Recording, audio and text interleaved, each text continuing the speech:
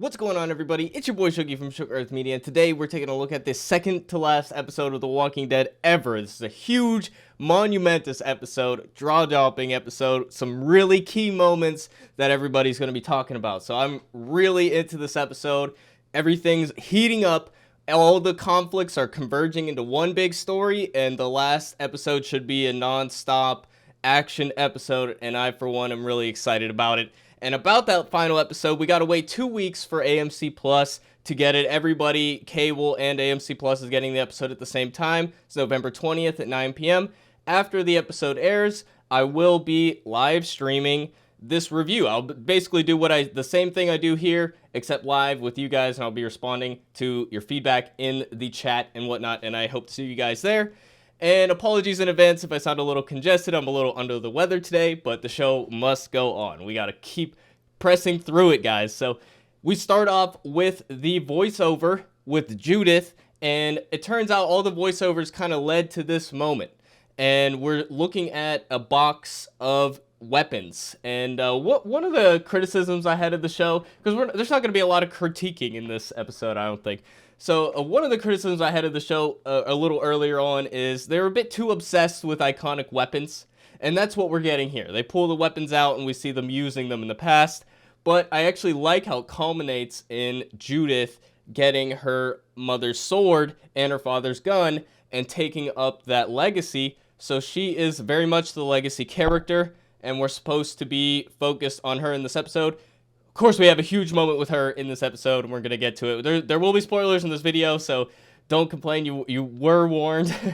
And I won't say that what happened in the thumbnail. I'm going to be vague about it, because this is the second to last episode ever, and I want to be a little bit more courteous. So I actually liked, I've been critiquing these monologues all season. I do like how it ends, and it makes it seem retroactively, it makes a lot more sense that we're ending it with Judith and having a big moment in this episode for her. So I really like how Judith steps up and feels the legacy and the importance of her parents, even though they aren't here. So we pick up pretty much the morning after what happened last episode. They rose up against the soldiers, and now the soldiers are prisoners. I thought it was a little bit too quick. I mentioned in the last review that some of the soldiers wouldn't be okay with them killing the guy. With Rosita killed the guy to try to get the location of the children. I would have thought that the soldiers wouldn't have wanted that, but apparently they've completely given up control. Now, a minor criticism is I'm thinking, okay, they have long-range radios, right? The Commonwealth should know that there's something amiss, because there is no communication going on, and there would almost certainly be shipments scheduled, there would be things going on. Now, of course, we know back at the Commonwealth there are bigger fish to fry at the moment, but at the same time, that's just something that I was thinking about. But of course, these scenes here are just designed to make us feel the ending. We're here with our characters, and I love this scene with Negan and Maggie, and Negan wants to take out Pamela, just Negan and Maggie, and he says, "We can do it," and then Maggie says something like, "There is no we," and I'm curious to see how that becomes a thing in the spinoff. So I think we're setting up the spinoff with these subtle scenes here.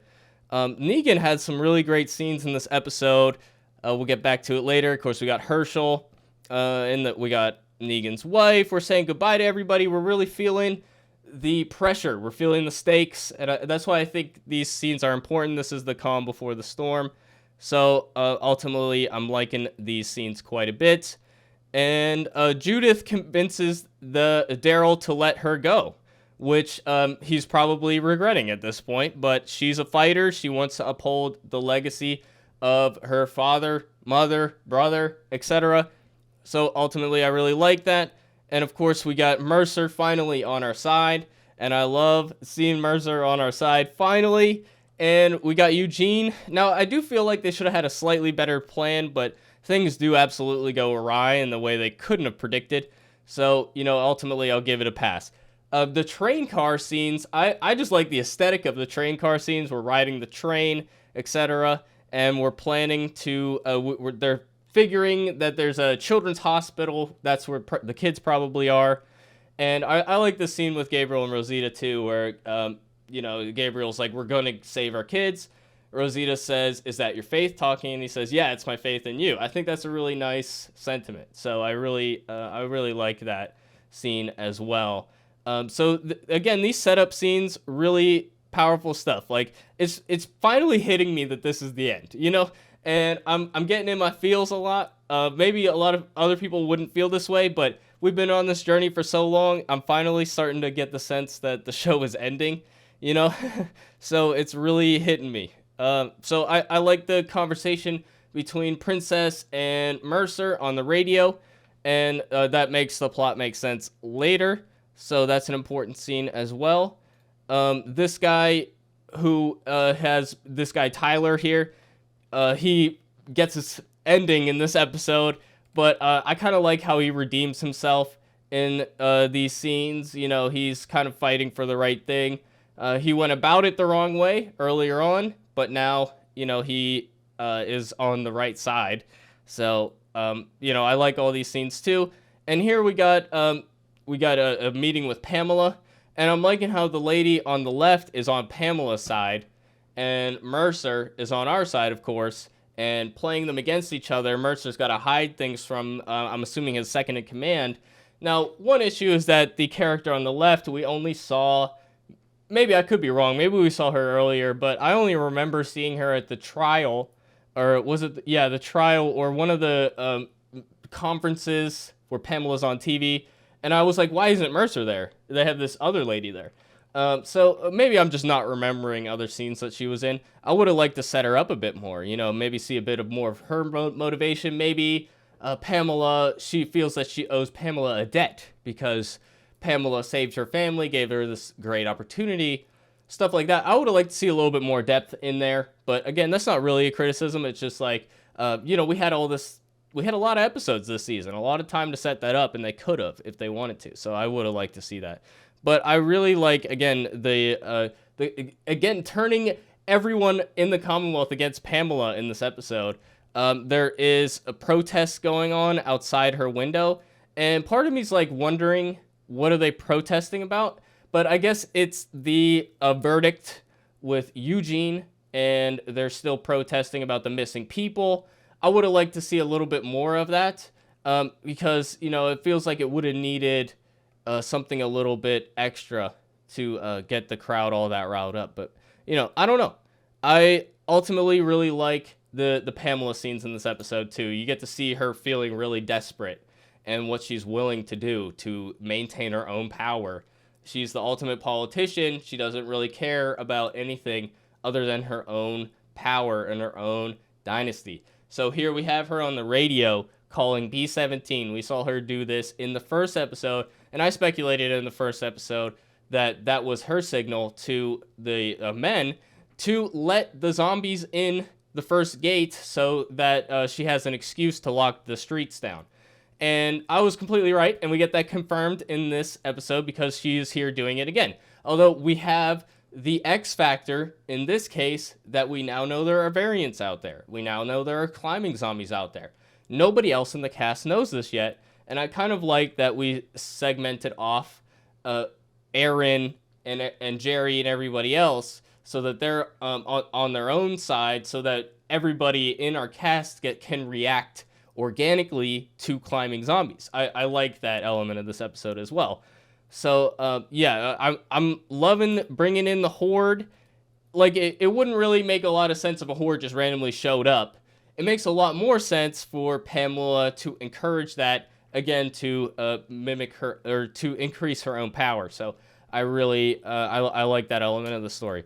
And here we are back at the Horde with Aaron, and I'm liking how we're using the Whisperers. We are whispering like the Whisperers, and that's a recurring theme a lot this season. In the first episode of season 11, we had them using whisper tactics to take down the enemy, and we get more of something similar here. So I kind of like that they incorporate elements of their enemies. It's just a good writing technique, so I like that too. And here I was surprised that at the end of last episode we got a variant zombie picking up a knife, and that was like a really cool moment. It was one of the standout moments of the episode. We don't get that moment in this episode. I would have thought that one of our crew members, one of our cast, would get stabbed with the knife in this episode, and I was expecting the variant zombies to see through the guts trick. That does not happen here. So that, I think we're learning the rules of the variant zombies, and one of the rules seems to be that the gut trick still works on them. So they're smarter, but they're not actually just geniuses, you know? Although they do some smart things in this episode that I'm really surprised by. So that knife pickup last episode was just to tell us that there are, in fact, variants in this horde. And that obviously important setup for the end of the episode here. So again, I'm loving the horde. And here's an amazing scene. Again, bringing out the all season, or all these past 8 episodes, we've had mentions of the past, and we've had a lot of scenes of Ezekiel and Negan, and this feels like the capper at the end. Negan, of course, bringing up, thank you for saving me, and we get into some of Ezekiel's reasoning that he doesn't want to live with bitterness. And I really love bringing back the "and yet I smile" monologue, and talking about how he wants to see the light through all the darkness that they've been through. And it's a really powerful scene. I absolutely love this scene. And yeah, it feels like the proper capper. The second scene where Ezekiel was really angry, it felt a little bit too far, like a little bit out of character. But now with this scene included in that, I think that it fits a lot closer. So I think it's a great scene, and it retroactively makes the previous scenes even better that we have this capper here. But again, like at this point, I'm feeling the tension ramp up, and these quiet scenes, you know, while they're getting me in my feels, I'm like, oh, I'm ready for stuff to happen, man. Let's do it. And then the shoes all drop in this episode. We get a lot of Judith moments, as we mentioned before. So we spend a lot of time on this train, and, you know, again, reinforcing the legacy aspect. Here we got Mercer on the radio talking to Princess. We talked about that already. I like how we have Yumiko come in for kind of a sham interview, just a show for the other lady, the second in command. She's not buying it at all. And I like to see her inner thoughts, you know, on her face and whatnot. So, and here we got the zombies outside the gate, and they are starting to climb. And Max is here to visit Mercer, trying to talk about the plan. But here, you know, he's starting to realize this lady is onto him. So he's trying to keep it a secret. And I'm so glad that they decided to make Max Mercer's sister, because that's new for the show. It wasn't in the comic. In the comic, it actually was somebody named Stephanie. But, you know, I like the family dynamic, and it makes his turn to our side make a little bit more sense when he has a sibling who is in love with somebody there. So here we got our first huge, shocking moment of the episode. We are trying to escape into this RV to get away from this herd. And they're outside. Some of our crew was separated, and Lydia is reaching out to Elijah, and she gets bit. And here I was absolutely shocked, because I was like, oh, Elijah's gonna die, because no disrespect, but honestly, who cares about Elijah? You know what I'm saying? He's like a relatively new character we never got to know. But that's why it's actually better that it wasn't Elijah, because, you know, I've grown to really like Lydia over these past couple seasons, and of course you feel bad from her from the get-go. So I like Lydia, and I was really shocked by this, and I'm curious if she's going to live or not. I think that is an open question at this point, but this was without a doubt one of the most shocking parts of the episode. And they amputate her arm. She loses blood. It seems like she's going to recover okay, but we will have to wait and see. Now, of course, you know, bites on limbs and chopping off limbs, it's a little bit repetitive, But at this point, it's a herd. That's what zombies do, is they bite. So I don't have an issue with it. I like how our plan is to go to this tunnel, and Mercer was supposed to meet them there, but instead he calls the troops there for additional reinforcements and pulls them away from the tunnel. So I like that element of the story, that it's not just random Deus Ex Machina that I always complain about. It's an honest to God setup.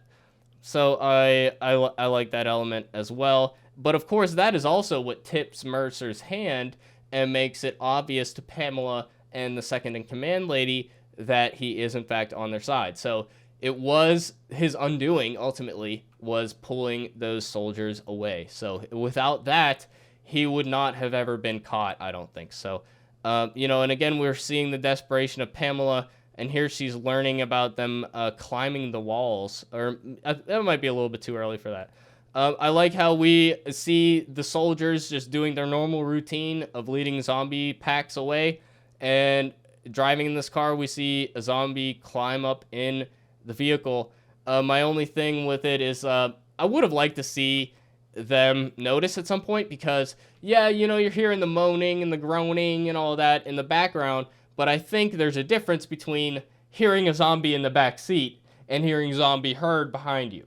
But maybe it is that loud that they can't really tell. But I would have liked to see them notice and panic or something.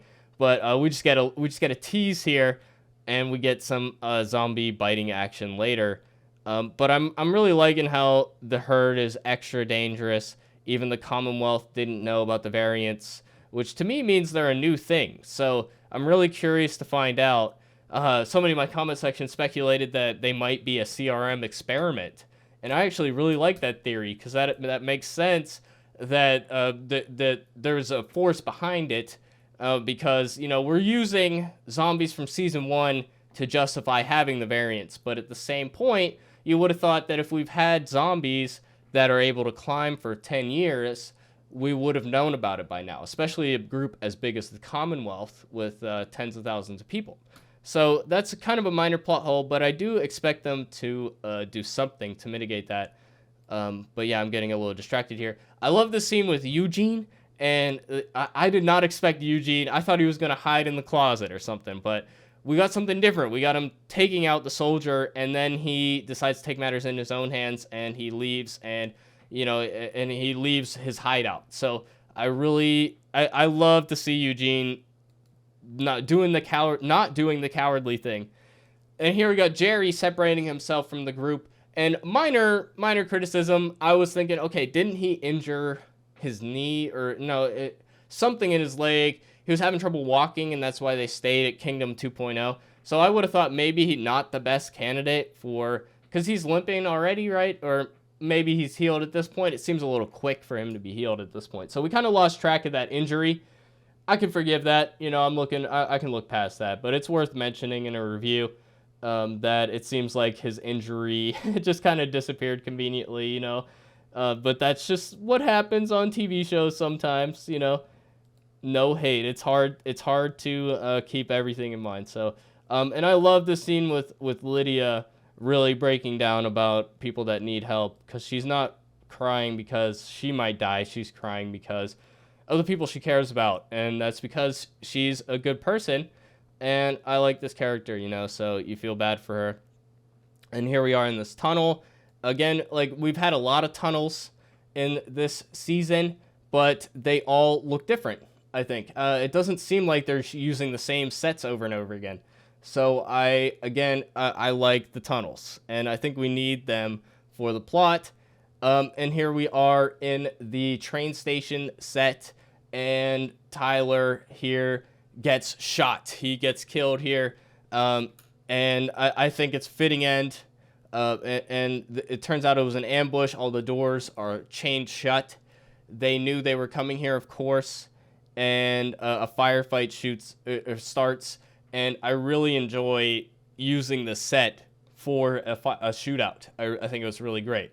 And here at the same time, because now they know for a fact that Mercer was working with them, pulling the soldiers away from the tunnel that they used, they know for a fact that he is a traitor. You know, I would say Pamela's the traitor, of course, but Mercer is getting arrested here because he is confirmed to have worked with them. So they're arresting him, and I think that it's a good sign of character that he is prioritizing taking care of the Horde over saving his own skin, and he doesn't want any of his men to die on his behalf, so he tells them all to lower their weapons. I think it was a good scene as well.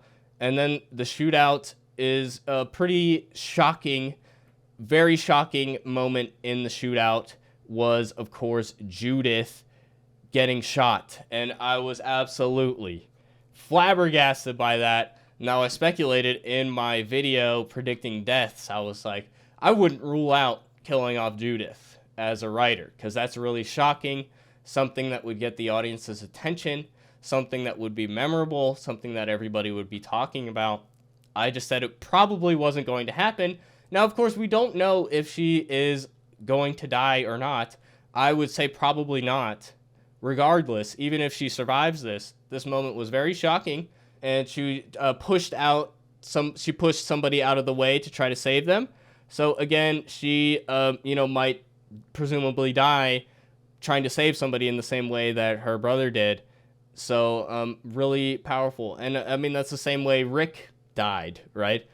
So I don't know. I could see it going either way, that she lives or she dies. We will have to see. I don't think they really need her for the spinoff, as much as I speculated that that's what they would want to use her for. But, we'll have to wait and see. So after rewatching the shootout in the train station, I think there's some parts of the scene that are a little janky. I was so wrapped up in everything, I didn't necessarily pick it apart the way I normally do. But Pamela was definitely had some plot armor about her. She's out in the open. People next to her are getting shot. She's, of course, not getting shot, even though you would think that she would be the target. I'm not even really sure that Pamela is the type of person that would put herself out in danger like this, so I have mixed feelings about that. But I think having her be the one to shoot Judith, I think that's a nice move to build her up as a even bigger villain for the final episode. And of course, the fire extinguisher bit at the end is not practical. It's a fun idea, and I like that it was Rick's gun that shot it.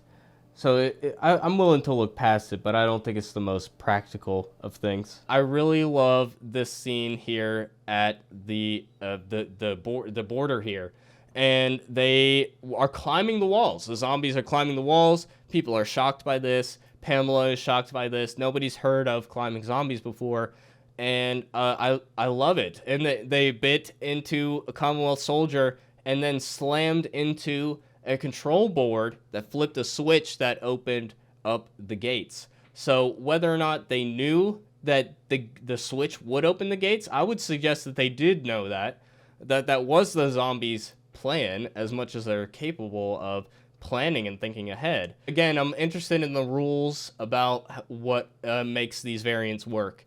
So I'm loving these scenes, and the tension is building up and everything's going crazy. And then we're with our crew. Well, we got the second in command lady kind of realizing that Pamela's evil. Pamela is like, yeah, we'll just send the zombies into the lower quarters because it's poor people, who cares? And then we'll just defend our estates, so I'll defend myself. And you can tell that this lady feels betrayed by that she feels like she doesn't actually know Pamela after all. So, again, it would have been a little bit better if we saw this character here a little bit more before that. We already mentioned that earlier, but I really like this scene and seeing how desperate Pamela really is. And then we get, it kind of reminds me of the Terminus scenes where we have our crew kind of being corralled down a particular path, and then they sick the zombie horde on them and try to block off all the other exits. So, trying to kill two birds with one stone. And I think it's a great scene, the way they staged it. And here we get to see our crew react to, seeing climbing zombies for the first time. Negan says, "What the F?" And he's not wrong, guys. I would agree with that. So that's pretty much the end of the episode, and things are really heating up. The tension is really heating up, and the preview for the final episode looks absolutely incredible. So we will be doing a video next week about my predictions for the finale. We'll do that next Sunday because we don't have a review to do, obviously. Hopefully I'm feeling better by then. You know, if you guys don't see a lot of videos this week, that would be why. It's because I'm a little under the weather. I'm shocked I got through this in one take without having to edit too much. So that's nice for me because I'm going to go have a nap now.